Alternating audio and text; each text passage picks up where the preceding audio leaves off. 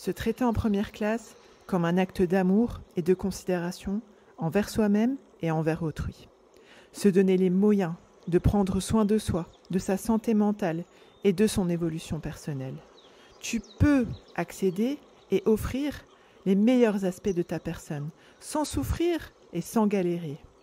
Tu as le droit de faire différemment, de décider de te traiter en première classe. Je vais t'en donner les clés. Et ensemble, on va dénouer les nœuds qui t'empêchent d'être une femme sereine, confiante et épanouie. C'est le moment de dépasser tes blocages et tes croyances limitantes. C'est ton moment pour faire évoluer ton mindset et ta gestion émotionnelle. Je suis Émilie Antoine, psychologue experte en mindset et en gestion émotionnelle. Je suis également la fondatrice de mapsyenlignechaismoi.fr et l'initiatrice du concept du challenge et de ce podcast, Se traiter en première classe. Parce que les femmes représentent la moitié de la communauté, éduquent et soutiennent la seconde moitié. Par conséquent, elles ont besoin de se traiter en première classe.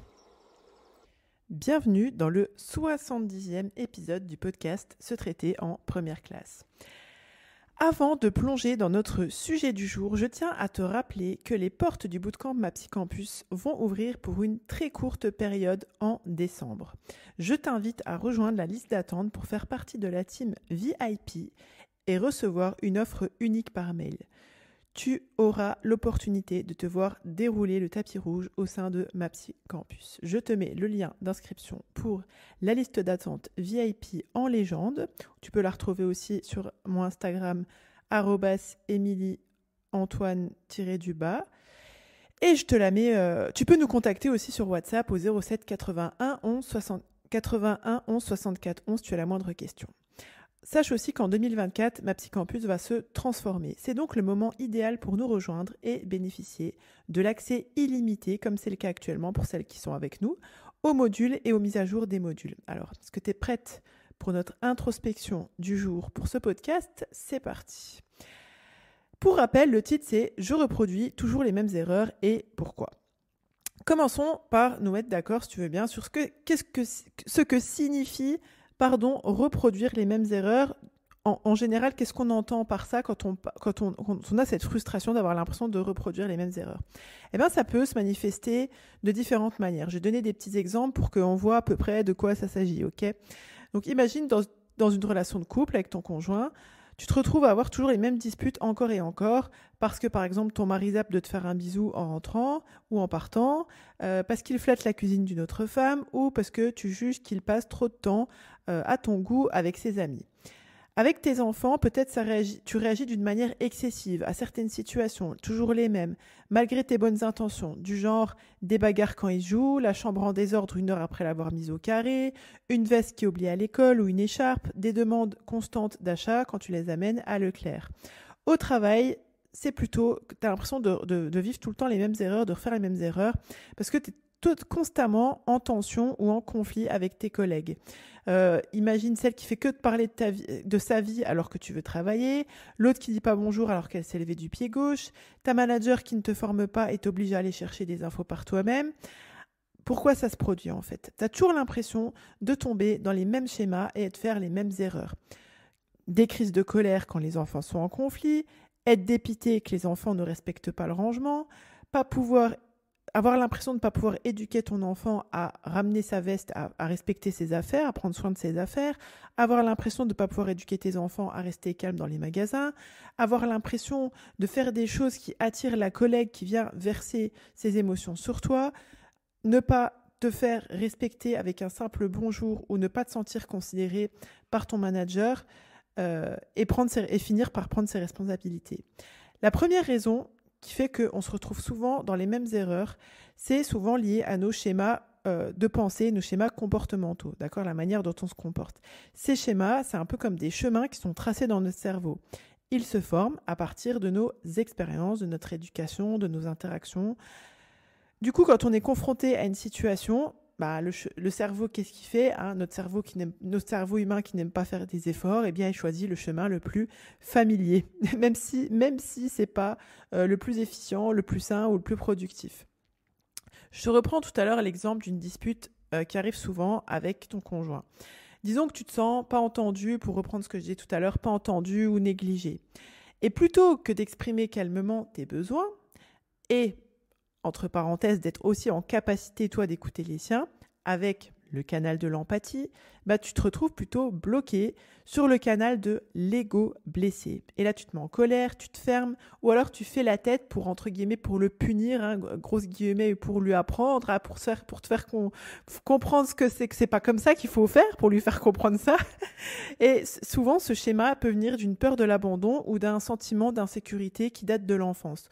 Au fond de toi, tu veux pas divorcer, mais tes blessures saillantes, tes croyances limitantes te fait emprunter un chemin un peu comme un automate qui t'emmène pas du tout dans la direction d'une relation de couple épanouie.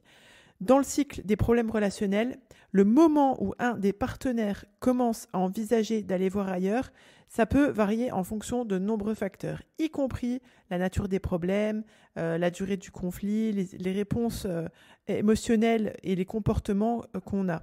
Cependant, ça se produit généralement à un stade où les besoins émotionnels ne sont pas satisfaits, sur une période qui quand même qui dure, quoi. Et qu'est-ce qui se passe en fait, c'est que si cette situation persiste, parce que ça donne lieu à un manque d'intimité physique, un manque d'intimité émotionnelle dans la relation, parce que souvent on parle beaucoup de l'intimité physique, mais l'intimité émotionnelle et psychologique dans une relation, c'est hyper important. Et quand les deux partenaires sentent que la relation, elle progresse pas, qu'on est coincé dans un cycle de disputes et de malentendus, l'idée de chercher une nouvelle relation, ça peut ressembler à une échappatoire ou à une solution.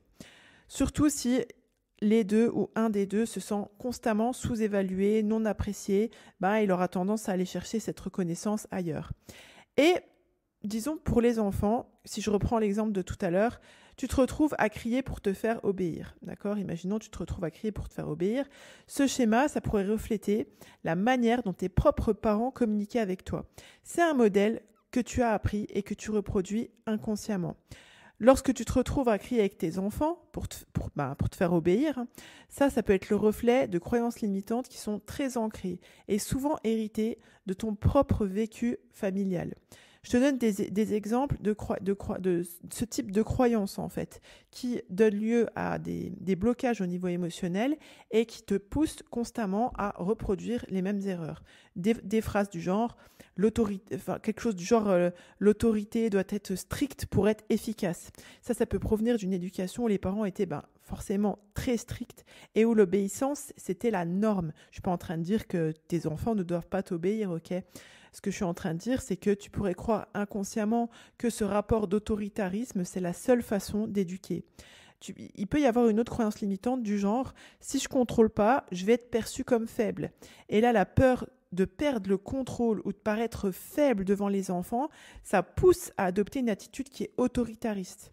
Et il y a aussi un genre de croyance très répandue, les enfants ne comprennent que quand on élève la voix. C'est une croyance des fois qu'on voit persister dans les relations entre adultes. On le voit pas parce que les gens le disent, mais on voit que pour se faire entendre, ils commencent à lever la voix et entre guillemets, à crier. Et cette croyance, elle suggère que les enfants, mais aussi les gens, ne prennent pas au sérieux les instructions, les explications qu'on donne calmement. Et ça peut pousser à nous faire crier avec l'intention, profonde d'être juste entendu. Et le truc, c'est que sur le long terme, ces schémas de communication, et là je vais te donner un exemple de ce que ça donne dans les relations avec les enfants, ce schéma de communication, ça a des conséquences sur les relations avec les enfants.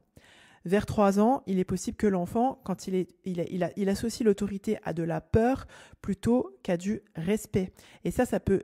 Du coup, il peut devenir de plus en plus secret, moins enclin à partager ses émotions, ses sentiments, parce qu'il craint une réaction négative de ta part ou de la part de ses parents, et du coup, il cherche à l'éviter.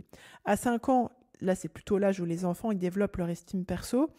Une communication qui est basée sur l'écrit, ça peut les rendre moins confiants, plus anxieux, et ça peut affecter leur capacité à interagir avec les autres enfants.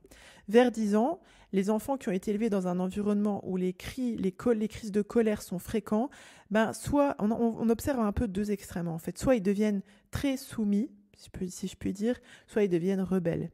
Et là, forcément, ils peuvent avoir du mal à établir des relations qui sont saines avec les autorités, avec les figures d'autorité, les parents, les profs, les enseignants, parce qu'ils perçoivent l'autorité comme, comme quelque chose d'hostile en fait.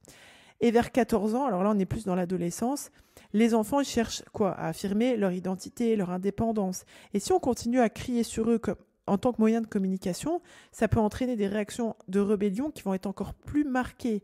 Les adolescents peuvent commencer à se rebeller contre l'autorité ou à se retirer émotionnellement et donc à aller investir des relations ailleurs où tu n'as pas forcément envie qu'ils aillent, d'accord?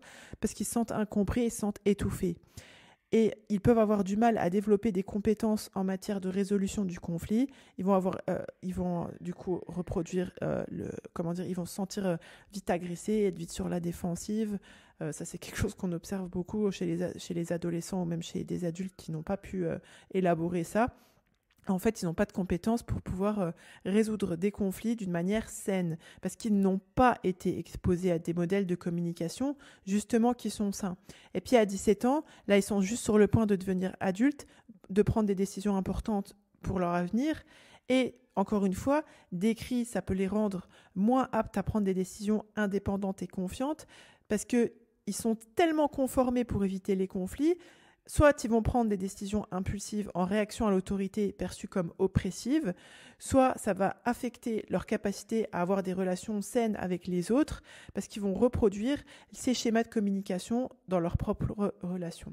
Et puis à l'âge adulte, et c'est peut-être ce que tu expérimentes, quand tu as grandi dans une communication qui est basée sur les cris, tu as toi-même des difficultés à gérer tes émotions, à communiquer efficacement avec les autres, que ce soit dans le monde dans le personnel ou dans le professionnel. Forcément, ça a un impact sur l'estime de soi. C'est très frustrant en fait de ne pas pouvoir non seulement cerner ses besoins, mais en plus les exprimer d'une manière qui est en cohérence avec tes ambitions, tes valeurs, tes principes. Et ça, forcément, et ça c'est quelque chose qu'on ne dit pas assez, mais quand on a vécu ça, ça rend extrêmement vulnérable aux relations toxiques. Parce que quand on a toujours été dans un système comme ça, qui ne nous permet pas d'élaborer autrement pour pas nous retrouver en situation d'échec vis-à-vis de nous-mêmes et vis-à-vis des autres, on ne sait pas reproduire les signes d'une communication saine, on ne sait pas les reconnaître. Et c'est là où ça nous rend plus vulnérables aux relations toxiques, à la manipulation. Et au travail, peut-être que ce qui se passe, c'est que tu évites les conflits, ça conduit à une accumulation de frustration. Et ce schéma, ça peut provenir d'une peur, bien sûr, de l'échec ou du jugement. Ça nous pousse à éviter les situations qui pourraient être perçues comme négatives, dangereuses. Et ça nous rend par là même, étrangement, mais c'est pas si étrange que ça, tu vas comprendre pourquoi, plus enclines à des situations de harcèlement ou de burn-out. L'évitement des conflits de travail, c'est souvent attribué à des croyances limitantes qui sont vraiment profondément enracinées.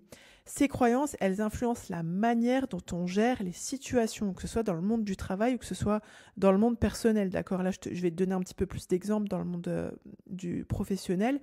En particulier quand c'est des situations qui touchent à des désaccords, des critiques.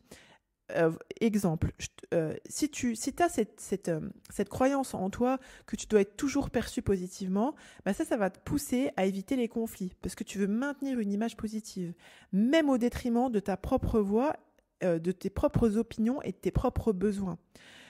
Si tu as la croyance du genre, tu penses que le conflit c'est forcément que synonyme avec danger, que c'est dangereux et que ça doit être évité à tout prix, tu vas associer, là tu as associé quelque chose, clairement, le conflit à quelque chose de négatif, de destructeur. Et du coup, tu vas éviter de t'exprimer ou de défendre tes idées parce que tu crains que ça dégénère et que tu ne sois pas en capacité de te défendre. Et si tu as une croyance limitante du genre, si je fais une erreur ou que je suis critiquée, ça signifie que je suis un échec, je ne suis pas en situation d'échec, mais je suis un échec, et ça nous rend extrêmement sensibles à la critique. Et ça nous pousse à éviter les situations où on pourrait être jugé ou évalué, parce que comme l'estime de soi, en fait, elle est pas forte, clairement, quand l'estime personnelle n'est pas forte, on peut se sentir déstabilisé très facilement par ce qui vient de l'extérieur. Et tu vas dire, mais pourquoi ? Parce que ça arrive, on trouve souvent des personnes qui se retrouvent en situation de harcèlement. Alors attention, Je suis pas en train de dire que quand tu te fais harceler au travail ou dans la rue, c'est toi qui produis une erreur, d'accord? Mais l'idée, c'est de pouvoir voir qu'est-ce qui pourrait être ajusté pour éviter ce genre de comportement. Comment on peut prendre sa responsabilité personnelle vis-à-vis de ça. Ce qui se passe, en fait, c'est que quand on évite les conflits, comment ça peut nous... En fait, comment l'évitement... Voilà, si je le pose autrement, comment l'évitement des conflits, ça peut nous rendre plus vulnérables au harcèlement. Le harcèlement, là, je te donne des exemples du travail, mais ça peut avoir lieu dans la société, dans la famille, dans le couple, d'accord? Pourquoi? Parce que les collègues, les supérieurs, voilà, les autres personnes peuvent percevoir ta réticence à te défendre. Comme quoi? Comme une faiblesse à exploiter. Si cette situation, elle persiste, tu peux te retrouver régulièrement ciblé, parce que si tu acceptes tout pour éviter le conflit, ben on va avoir tendance à te refourguer des tâches que personne ne veut faire, et tu vas te retrouver dans cette situation inconfortable parce que les autres savent très bien que tu es peu encline à protester, à dire quelque chose, à défendre. Et à long terme, bah forcément, il y a une détérioration du bien-être mental, émotionnel au travail, et ça a de l'impact aussi dans la vie personnelle. Ça nous fait nous sentir impuissantes et piégées dans un environnement toxique. De la même manière, pour le burn-out, l'évitement constant des conflits, ça augmente le stress et notre charge de travail. On cherche à ce moment-là à être en paix, mais en fait, ça n'apporte pas du tout de la paix parce que tu pourrais accepter plus de responsabilités que tu peux raisonnablement gérer pour éviter des désaccords. Cette surcharge de travail à moyen terme et le stress constant, ça conduit à de l'épuisement, à de la frustration et surtout un sentiment de désespoir. Ça, forcément, ça a des conséquences sur ce que tu peux donner dans ton environnement de travail, autrement dit sur ta performance et sur ton moral. Et à long terme, si cette situation n'est pas gérée, elle peut mener à un burn-out complet, voire même à une dépression. Ça commence par de l'épuisement physique, émotionnel. On peut se sentir un petit peu fataliste, si je peux dire ça comme ça, être très cynique vis-à-vis de la vie, du milieu et avoir une baisse, on va pas se mentir, en situation de burn-out, de l'efficacité professionnelle. Ce qui est important à ce stade-là, pour te libérer en fait de ces cycles répétitifs, c'est pas une tâche facile. Et c'est vraiment, je pense, un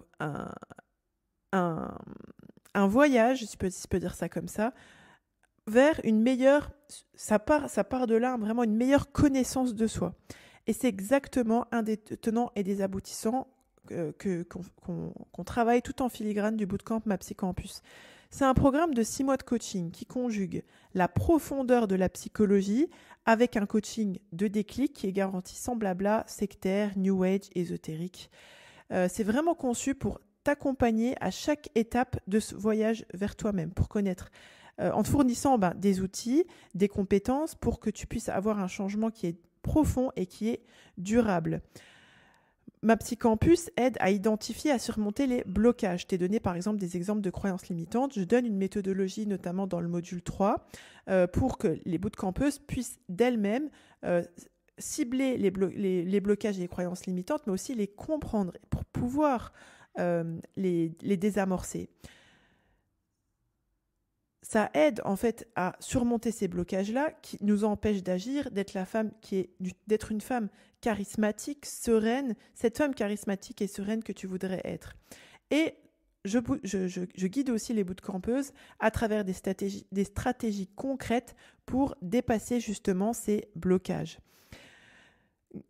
L'idée, c'est vraiment, ce qu'il faut pouvoir faire, c'est de se libérer de ces croyances limitantes-là qui nous poussent en fait dans les mêmes erreurs, à avoir toujours les mêmes comportements, à avoir une certaine vision, entre guillemets, de la vie qui ne nous sert pas du tout.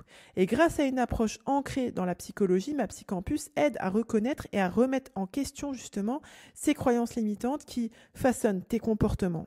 Identifier, c'est hyper important d'identifier ces croyances limitantes, mais ce n'est pas suffisant. Je forme également une méthodologie qui nous permet d'agir sur les ambitions, sur les valeurs, sur les principes de manière consciente, plutôt que de vivre sa vie en fonction de ses peurs, de ce qu'on cherche à appréhender et de ses traumatismes. Et ce qui est hyper important aussi, c'est pour que tu puisses ne plus reproduire toujours les mêmes erreurs, c'est d'avoir des techniques, d'être consciente en fait de tes doutes, de tes pensées négatives et de mettre en place des techniques pour retrouver un esprit plus calme, plus centré, plus recentré sur lui-même. Ça, c'est vraiment essentiel pour prendre des décisions éclairées et maintenir des relations saines. Et puis, ce qu'on fait aussi à MAPSY Campus, c'est que on fait ce travail de se poser pour vraiment embrasser pleinement son identité, son unicité en tant que femme. Et ça passe aussi par la connaissance de son fonctionnement. Ce qui permet de nous valoriser, et ça c'est essentiel en fait, que tu puisses sincèrement et avec beaucoup d'humilité avoir les ressources psychologiques et émotionnelles pour te valoriser et pour te positionner d'une manière qui est plus affirmée et plus sereine dans tes relations personnelles et professionnelles.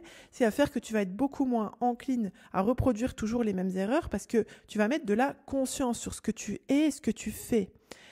Les coachings de groupe que j'anime au sein de MAPSY Campus de manière bimensuelle donnent des clés concrètes. En fait, vraiment, on passe de la théorie à la pratique dans les coachings de groupe pour que les bootcampeuses puissent de manière, réfléchir sur ce qu'elles pensent, ce qu'elles vivent. On voit ensemble des situations du quotidien. Elles partagent leurs exercices. On y va en profondeur pour qu'elles puissent mettre en place en fait des comportements, des nouvelles manières d'agir qui sont plus cohérentes avec leurs ambitions, leurs valeurs et leurs principes. Et les cercles des bootcampeuses, alors ça a été la nouveauté qu'on a mis en place un petit peu avant la rentrée. Donc les cercles des bootcampeuses de MAPSY Campus. Donc là, ça se passe avec la team des psychologues de MAPSY en ligne chez moi. Et là, 2 fois par mois, encore une fois, elle guide les bootcampeuses dans le développement de compétences interpersonnelles. Elles travaillent en fait, elles vont en profondeur pour développer l'intelligence émotionnelle, l'estime de soi, avoir ce travail en fait qui permet d'établir et de maintenir des relations saines et authentiques avec soi-même et avec les autres. Les portes du bootcamp MAPSY Campus vont s'ouvrir pour une très courte période en décembre, c'est ce que je te disais tout à l'heure. Et c'est vraiment l'occasion parfaite pour rejoindre la liste d'attente et faire partie de la team VIP. Donc je vais te mettre le lien en bas de ce podcast. Si tu rejoins la liste VIP, tu vas recevoir une offre unique par mail pour une expérience privilégiée au sein de MAPSY Campus. Actuellement, quand tu rejoins MAPSY Campus, en tout cas jusqu'à maintenant, tu bénéficiais d'un accès illimité aux modules et aux mises à jour des modules. Mais en 2024, MAPSY Campus va prendre un tournant, MAPSY Campus va se transformer. Donc, profite de cette opportunité pour bénéficier encore de ce format avant qu'il ne change. Pour plus d'informations pour t'inscrire, comme je te disais, tu peux visiter ma page Instagram Émilie-Antoine-, te rendre en bio, nous envoyer un petit message sur WhatsApp au 07 91 64 11 ou cliquer directement sur le lien. Quand tu vas travailler sur ces aspects-là, pour pouvoir enrayer en fait ce mécanisme qui consiste à toujours reproduire les mêmes erreurs, que ce soit dans ta vie personnelle, ta vie professionnelle, même dans les objectifs qu'on se fixe au niveau spirituel et religieux, on va pas se mentir. Quand tu fais ça, quand tu travailles sur ces aspects-là, tu vas t'engager dans un parcours qui va être vraiment transformateur, qui va t'offrir non seulement la compréhension de tes schémas actuels, et ça c'est aussi une compétence, j'insiste, c'est vraiment une compétence, je pense, qui est très négligée d'ailleurs en 2023 courant, là on va rentrer en 2024, c'est la capacité d'avoir de la bienveillance vis-à-vis de soi et vis-à-vis des autres. Souvent, on pense que on est empathique parce qu'on souffre avec les autres. Mais être empathique, c'est aussi pouvoir comprendre le prisme de l'autre, pouvoir le prendre avec soi sans se sentir en danger, en fait, sans se sentir potentiellement déstabilisé par ça. Quand tu vas comprendre tes schémas actuels, mais aussi que tu vas développer des moyens concrets pour initier et maintenir le changement, ta vie va prendre un tournant. Quand tu t'engages sur ça, tu investis dans ta croissance, en fait, à optimiser ton passage ici-bas, dans la qualité de ta vie. Et ça te permet vraiment chaque jour d'y aller un pas après l'autre pour te traiter vraiment en première classe. Et sache que si tu te traites en première classe, les personnes qui sont à côté de toi vont être impactées en bien. Tu vas emmener en fait les autres avec toi dans ce cercle vertueux. J'aimerais beaucoup avoir votre avis sur ce podcast. Je reproduis toujours les mêmes erreurs. Pourquoi ? Tu l'as compris.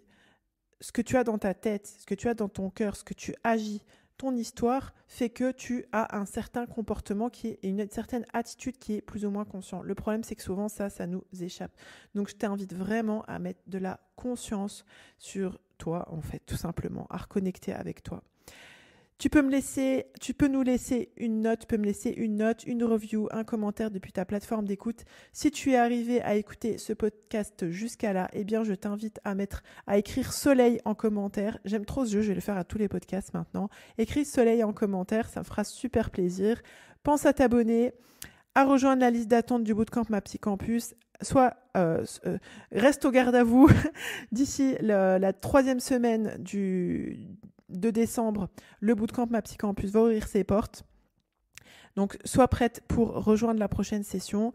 Je vous ai présenté le podcast Se traiter en première classe, ta dose hebdomadaire pour te construire le mindset d'une femme épanouie et en phase avec ses valeurs et ses principes. Chaque semaine, je vous donne des explications impactantes et des conseils concrets pour que vous puissiez vivre en fonction de vos aspirations et non en fonction de vos peurs, de vos croyances limitantes, de vos blocages, de vos traumatismes, de vos blessures. Au plaisir de revenir dans vos oreilles, c'était Émilie Antoine, fondatrice de mapsyenlignechaismoi.fr, psychologue experte en mindset et en gestion émotionnelle. Et je vous dis à bientôt. Bye bye.